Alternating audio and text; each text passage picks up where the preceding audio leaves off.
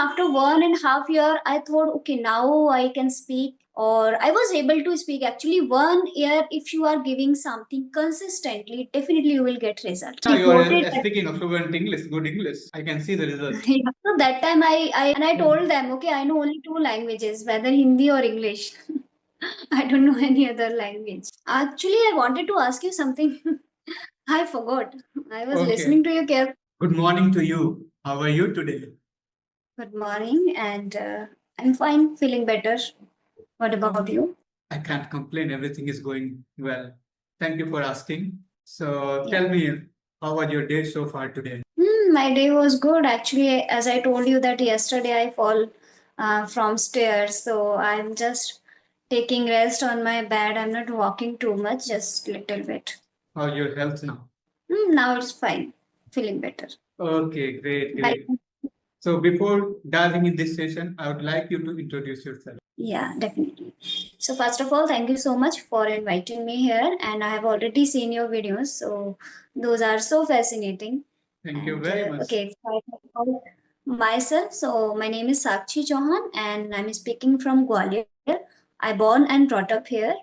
And when it comes to my study, so yeah, I'm doing a PhD. And apart from that, I have also my YouTube channel. So I'm working on my language and learning this language. Awesome. That's all Awesome. about it. Great. Great.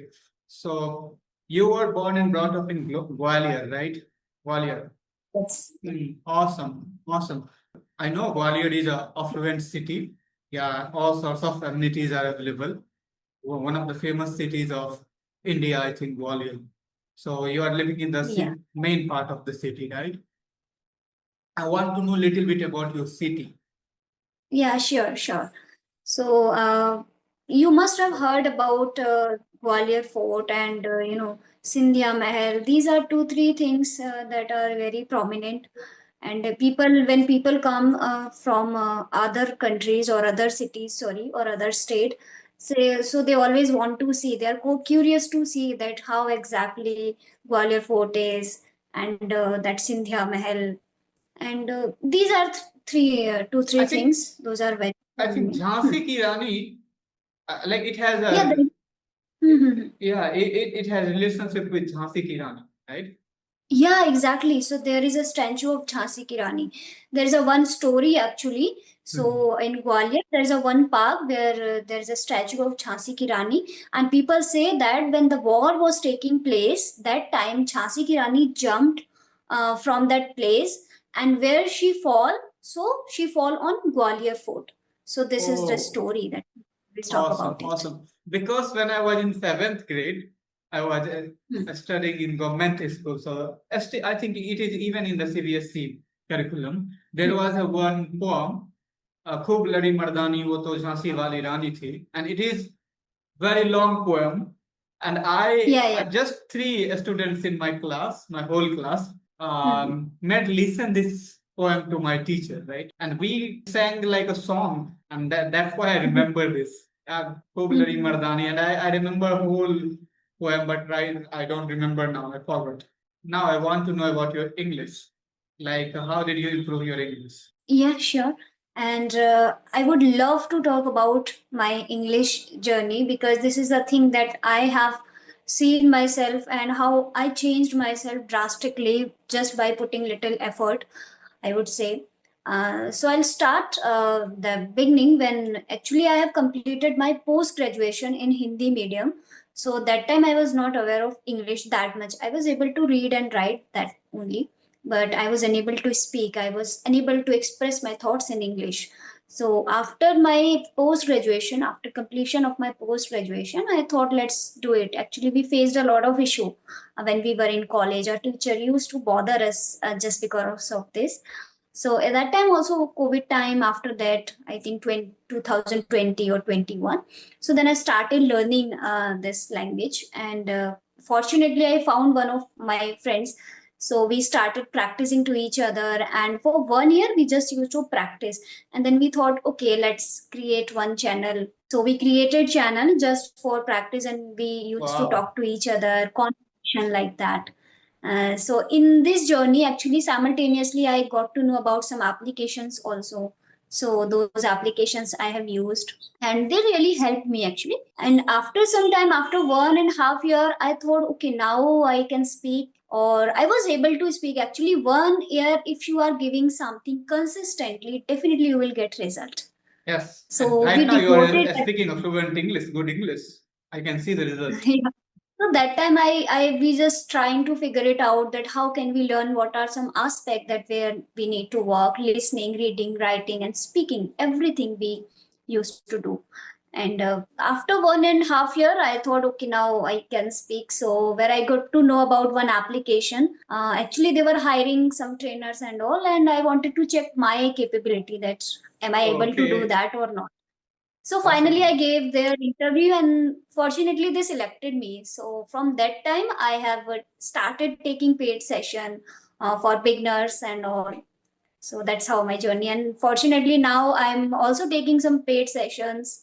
Like I'm training people. They are from basics. Of course, I'm learning. There is always a room for learning, right? So I Yeah, need I to work understand. on myself a lot. Great. Awesome. Awesome. So may I know the name of the application where you have joined? For teaching or for Yes, learning? for teaching and for learning Okay. as well, Earlier, because learners can, take help of those applications. mm-hmm. Yes, yes. So earlier, one application that I used a lot is Fluency. Is You must fluency. have heard. I know. Yeah. Once they had contacted me, and I had session with some of the tutors from Ace Fluency. So in my learning time, I downloaded that application, and apart from that, also few application that I have downloaded, but I forgot actually. I didn't use that too much time. And for learning, I got to know one application, like for teaching, as I was talking, that I gave interview and I was selected. So that was Education Villa. Right now, I'm not working there. Now I have used another application, that is Fluency Hub. So where I'm working right now. Wow, awesome, awesome. How do you train your students? What are some of the areas where you work first? Hmm. Okay. So as we know that we have a different kind of people, they have different need, right? Yes, Some I people know. just come and they say that, no, I just want to work on speaking. You must have idea. You must have faced Yes. such kind of people. They say, I Hmm. just want to learn speaking. I don't want to learn grammar, anything. Don't teach me technical things. Just tell me some shortcuts so that I could able to speak English fluently. And on the other hand, some people say, no, I want to learn grammar also. I want to know about what are collocations, what are adverbs, what are phrasal verb. Tell me everything. So Mhm. every people have a different need. So we Yes, need to yes. fulfill. Okay, awesome, awesome. Hmm. But I think most of the students who come to learn, they have somewhere confidence problem because they know little English. Because in India, if I talk about the people in India right now, they know a little bit English. Everyone knows. So now the problem is with confidence, agitation problem. Most of the people think that if I speak, what if I speak wrong? What if I make mistake? People are going to judge me. So this is the mindset, and we have to help them to get rid from this. This is the Yes. biggest challenge for me also. Yeah, and I think this is the biggest challenge which holds the learners back. Once you are get rid of all these problems, yes, speaking English is not a big deal. I know it takes lots of time to improve all sectors of English, but as far as beginning is concerned, I think most of people are fearful of judgments, hesitation, and all these things. So once they overcome all these barriers, they feel like speaking English is not as big task as they were thinking about it. Do you have any questions for me, or I should proceed with my questions? Or either I am going ahead with my questions. You can keep your questions in your mind that you want to ask me. Right? Sure, sure. You can ask your question. Yeah. Okay, I want to know about few of your favorite activities that you perform to improve your English. So first of all is that picture describing is one of my Wow, favorite activities. awesome activities. I also do sometimes. How do you Some describe the pictures? Can you give me an idea? Sure. Actually, picture describing is something that we can take any picture. When I do this I used to do this activity with myself also, and now I'm doing this activity with my students.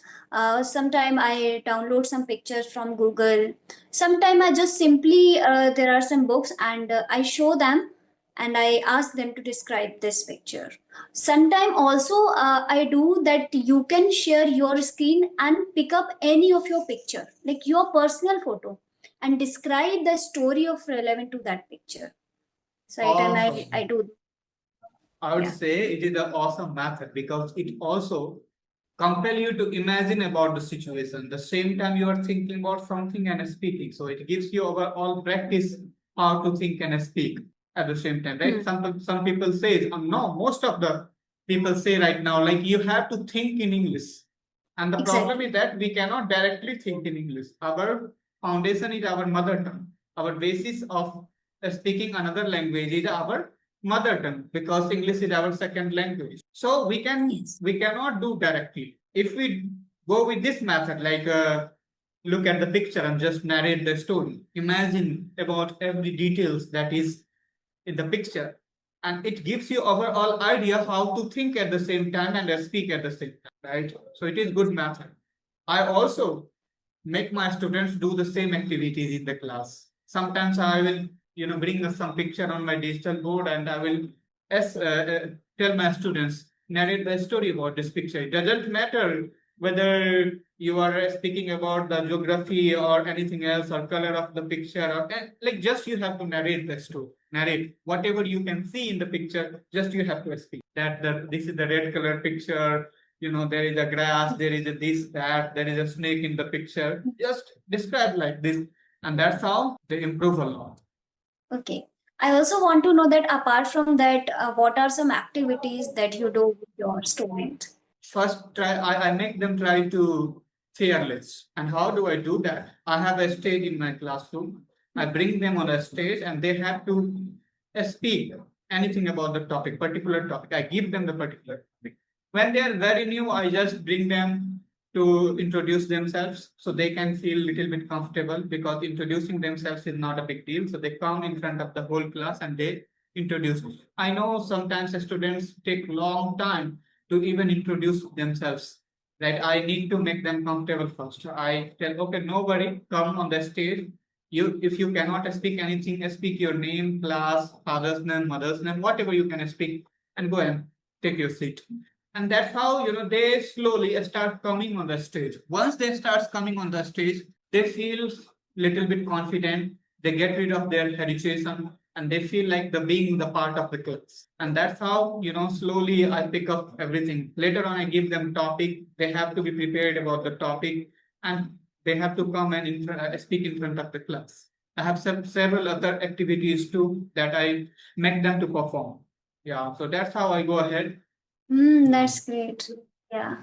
And do you face any challenge like as you are running your offline classes, or if you are facing challenges, then what are those challenge?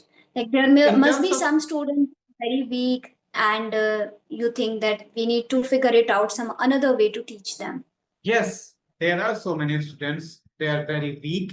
So I just teach them a basic grammar first of all. Teaching them a basic grammar gives them a little bit confidence and they can relate with the language. What happens when somebody doesn't know anything in grammar, then they cannot relate with the language. And once you are not relating with the language, it becomes boring task for you. So I just try to teach them a little bit grammar. Once they know the grammar, I make them console that yes, you can do it. Yes, if you are making mistakes, it's the part of learning. You should not worry about it because your teacher also makes mistakes sometimes, so you do not have to worry. And I openly tell my students, now see, I have made a mistake here. Like sometimes I make mistake in singular plural, sometimes I make mistake in subject verb agreements, sometimes I also make Exactly. mistakes in right lots of other things. Add preposition, is a very difficult task. So preposition always baffles us. It makes us astonished because same preposition can be used in different way in different contexts. So that's how I make them comfortable first of all. And once they are comfortable enough, yes, I try to give them homework and works. And then once they start doing all these homeworks, they feel tremendous improvement in themselves. Wow, that's great. So, do you also focus on grammar or not? I mean, I where should one start? I teach Yeah, them basic grammars like subject verb agreements. I teach them tense, voice, little bit narration too. Although narration is not needed to for a spoken English. Okay, tense and voice is necessary. So I teach all these things. I teach them use of all the model verbs so they can pick up the model verbs. Model verbs are very essential in our daily life and a spoken English. So I have a one frame and I just implement it on my students. oh, great. I want to know how much English helped you in your personal life. Did English contributed in your growth, your personal growth? Yeah, I would say English really helped me and it has changed my life or my personality drastically because I'm the person who is very underconfident every time. This is my weakness, I would say. And earlier, when I was not aware of this language, so I used to feel so underrated myself, and I feel, oh, I don't know anything. I'm weakest person in this room, or everybody knows more than me. So this was the thought always bothered me. And the moment I started learning this language, now I can say that, hey, at least I know something. And so it boosts my confidence, somehow. And really, and like if I see myself 2 years back, that time I was not friendly with this language. Even it was difficult for me to understand when somebody is saying something. And now, as I'm teaching, and, I have people where I can, talk in English. I can practice. I can teach them. They raise a lot of doubt in their mind, so I can solve them. So now I feel so confident. Really changed my personality drastically. Wow, awesome, awesome. Were you always eager to speak in English? Was it your dream since your childhood? And how had your schooling been in English medium school or Hindi medium school? Actually, to be very honest, in childhood we were not so aware, or actually, I was a background like I studied in Hindi medium school, as I told you that like from the day I started going to school and the day I have completed my post graduation. So this 12, 13 years, it was completely went in Hindi medium school with people, they are only speaking Hindi. So it didn't come in my mind actually, like 10th, 12th, only then when I was in my graduation. That time I started to think about that I should know this language because there were some students, they are from English medium background and they used to talk to each other. So, and ma'am also used to support them. So sometimes I feel, oh my God, that means somewhere they are better than us. So from college time, this thought started to bother me, and then I thought definitely I'll learn this language. But in the school time it was absolutely fine, we were okay with Hindi because everywhere it was the background, teachers are also always speaking Hindi and all. So I understand because the people belonging from northern part of India, most of the people, or central hmm, part of India, like they speak Hindi and their Hindi is quite strong. It's quite strong exactly. and it is very difficult to get rid of the Hindi sometimes. Even if you want to speak English and other languages, your Hindi is so much strong, then you will have to get rid of your Hindi first. Mother MTI, like mother tongue influence, and all these things in Hindi really makes it difficult to speak English. But I think yes, over the time, over working, you can overcome the challenge, and it happened with so many people, and everybody can do it. I hope, I think, and I believe in it. Do you have any experience of teaching offline? I know you had been teaching on online apps. Do you Hmm. have any experience teaching offline? No. No, online. Yeah, yeah, no. Offline I never taught. And what do you think about offline teaching? If you will get opportunity somewhere, good payment, like a package, then would you like to teach offline? Definitely, definitely. Like in my city also, there are some coaching institute when they invite me, when they ask me for teaching. But when I feel low, I have to give too much time, and instead of just spending their time in offline, I can spend that time in my online classes. They are not paying a good salary and all. So that time I refuse their proposal, and then I'm just looking. If I get a good opportunity, definitely I'll grab it. Yeah, nowadays it is very difficult to teach in offline classes. The reason is online is booming every single day. People are inclined Hmm. towards online teaching and online learning as well. So that's why I think online is the future of this sector. But still, we cannot rule out the offline totally. Offline will Right. be prevalent for some few. I think for few years it will be still Yeah. prevalent. But I have an offline tutoring center, so I know the trend. Although only the famous institute can survive in couple of years offline. Exactly. They cannot survive for a long time if they are very small, they are not innovating themselves. So teaching offline is also becoming difficult nowadays if you want to start something on your own. And that's why the institution which is well established, they are Hmm. exploiting the people. Like they pay very less money. I know because I am in this sector, so I have good knowledge of payment.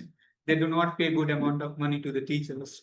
Hmm. Okay, And online is something very, very convenient as I'm convenient. taking students. They are, not from India only. They are from UAE, mainly they are from Dubai. So even they are very happy, like by sitting here after getting free from my work, I can learn this language. So in this way, we can say, it is too much They're working convenient. professionals and too much convenient. Yes, I know. I have taught people from Australia. All those are from India and Pakistan and Bangladesh, right? But I have taught them because they are living there, they are working. So they have to improve their English. So I have talked with people from Australia, USA, and all the major countries of the world. They are living there, they are getting lots of money, and they are able to pay good amounts of money as well. And that's why I True. enjoy teaching online. In between, because of my work pressure, I had left teaching online, but I had been teaching online too. Now again, I want to resume it because everything is settled at my institute. I have six tutors. Teachers, I should say, they are not tutors; they are teachers. They are working full time here. So, uh, so that's why now I want to resume that teaching as well. So I enjoy teaching them from all over the world. So I got lots of knowledge about other countries as well, like how Indians go and work in USA and how can how the culture is and everything, how people treat with them, and also it was good for earning the money. So I think teaching online is very convenient, and it's also kind of you are not the well of the frog, like you are competing with the all over world and people from overseas, people from different parts of the world, and it's opened many doorways for learning and exploring the teaching opportunities as well. Right. Right. Yeah, so you are managing online and offline. That sounds like how is it? I mean, how do you manage this? This is very difficult. Like you No, have to give your time to institute also. uh, I think it is not new task for me. I had been managing offline institutes since 2017, so I had good experience of managing it. That I had established in 2017, read and achieve practice. Wow. Recently, when in during lockdown, I had got opportunity to expose myself to offline sectors, and I opened my YouTube channel in 2020.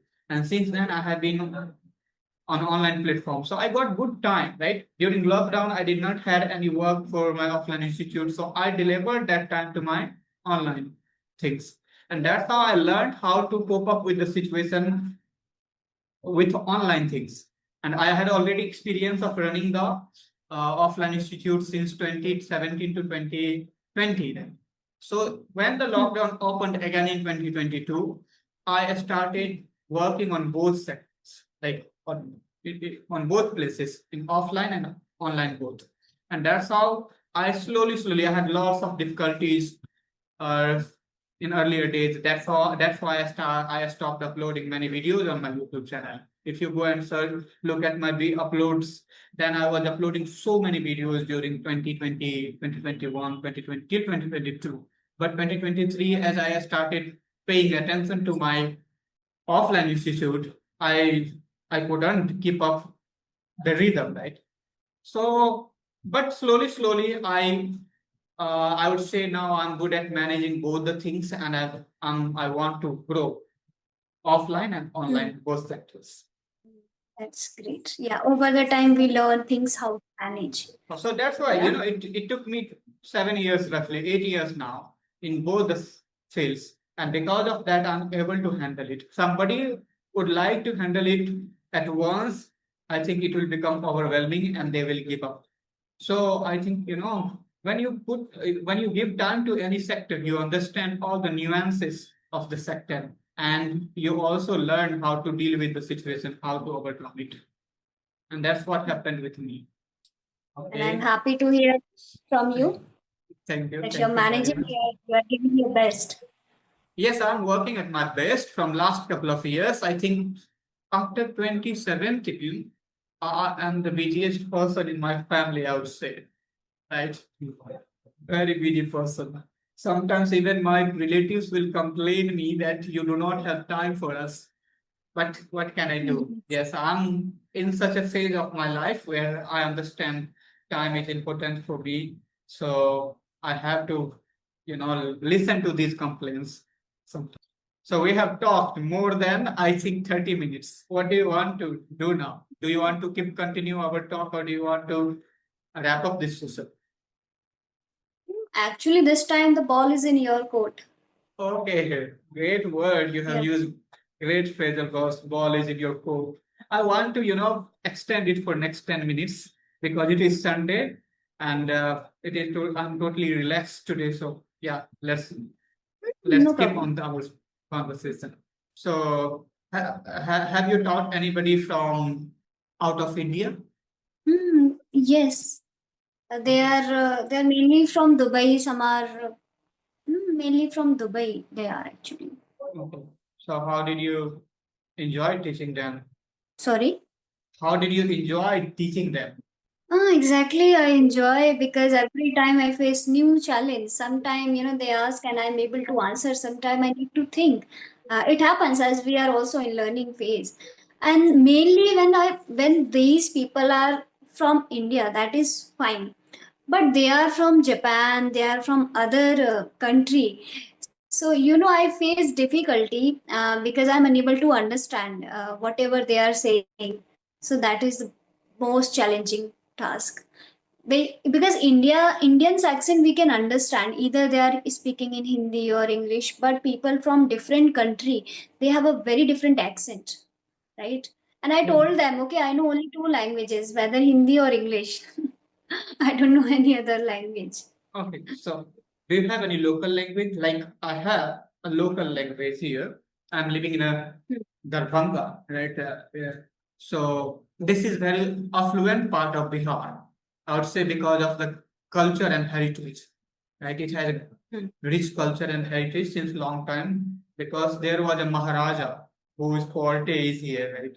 Just like you told about Gwalior, there are so many forte. So same happened with Darbhanga. So it is very affluent part of the, I would say, Bihar, and it is the capital of Mithilanchal. You would have heard about Mithilanchal, just like Yeah, I there are heard so many about. parts in Vidhanchal, in UP and other parts. Like so, it is Mithilanchal and it is capital of Mithilanchal. So we speak Mathili here. Do you have any such languages? No, we are actually we have language that is because our village is near to Gwalior, so some people speak that language. But as we born and brought up here, so we speak normal Hindi. We are not But influenced by. there will be a local language there because India is so much rich in terms of languages.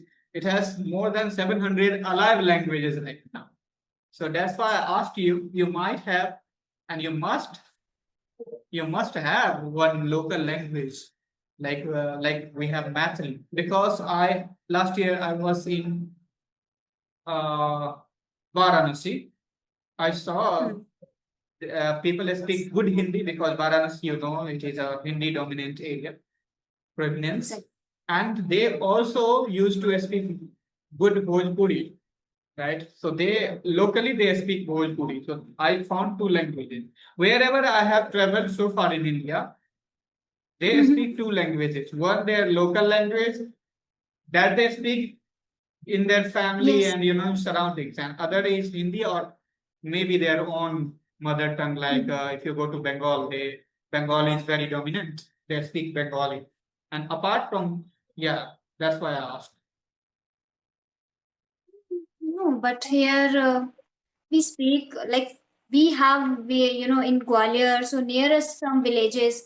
So people are different language actually, different accent, different collection of words people have. So, but Mhm. we use very often. Okay. Do you have So, any questions for me? actually, I wanted to ask you something. I forgot. I was Okay. listening to you carefully. I forgot that. Yeah, it It happens happens with like me. when we are talking with each other, we get engrossed so much in our conversation, we forget things. Sometimes also I will have question in my mind, but as soon as Mhm. I engross in listening to opponent, or I would say the participant, I forget it. So it happens. Exactly. What is your goal? Exactly. Like it is personal. I don't think it is personal question. What do you want to do in future? Do you want to get any government job, or you want to work in any sector, or just you want to be the English trainer? What do you want to do in your future? Hmm. Okay. So, as I'm doing PhD, so my ultimate goal is just to clear my PhD and become an assistant professor. Professor. But it Wow. mean, yeah, it doesn't mean that I'm going to leave this language. Rest of my life, I'm not going to leave this language.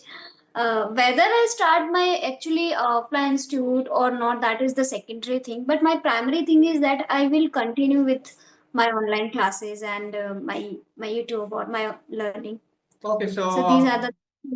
Hmm. in which subject you want to be a assistant professor? Actually, I'm from science background. So my in MSc, I did with botany. So right now also my topic is related to plants. That is mainly I can give you rough idea. So that is medicinal plant. So I'm working on it. Okay, great. So you want to be professor. Did you ever try to become a doctor because you are from biology background? Yeah. Did you ever want to become a doctor? No, never. I didn't want to become doctor actually. Wow. Right now, if somebody is taking biology as their main stream, they want to crack the NEET examination. But you never had this aspire, right? I never. It was very clear that I will do PhD and I'll do research. Okay, awesome, awesome job, right?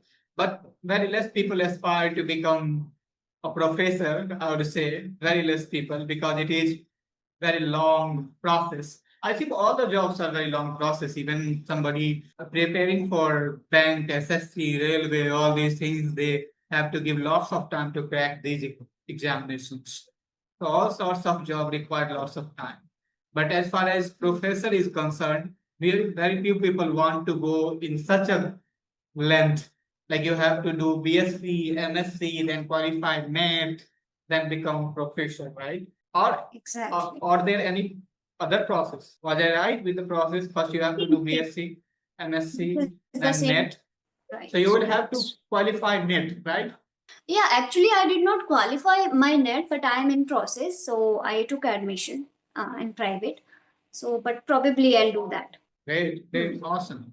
And So, yes, now I think we should wrap up this session. Almost we yeah, are at the end of the session, and we talked a exactly. lot. Yeah, it was amazing. We talked about so many things. After so long, I'm having such kind of session because it's been so many days. I am not consistent. I'm not connecting with my co-learners. I'm just taking my sessions and teaching them and just finishing that. So it was exciting for me that after so long, I have connected with any co-learner. So thank you very much for joining this session. It was pleasure to meet you.